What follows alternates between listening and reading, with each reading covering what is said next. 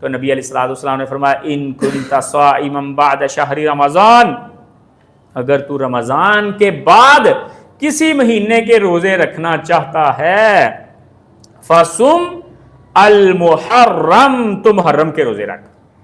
اگر تو رکھنا چاہتا ہے، مرضی ہے تیری، آپشنلی، رمضان کے علاوہ اگر تو ایک روزہ بھی پورا سال نہیں رکھنا چاہتا تو تیری چوائس ہے، نہ رکھ۔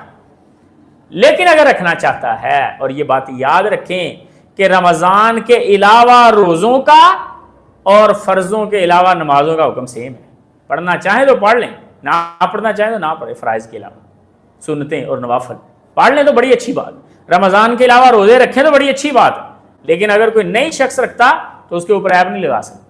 نبی علیہ الصلوۃ والسلام نے فرمایا ان کنت صائما بعد شہر رمضان فصم المحرم، اگر تو رمضان کے بعد کسی اور مہینے کے روزے رکھنا چاہتا ہے تو پھر محرم کے روزے رکھ۔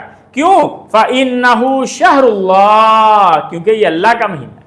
محرم کو اللہ نے کہا شہر اللہ المحرم، محرم اللہ کا مہینہ، حالانکہ سارے مہینے اللہ کے ہیں، لیکن یہ اس کی تخصیص ہے، اللہ نے اس کو خاص کیا ہے۔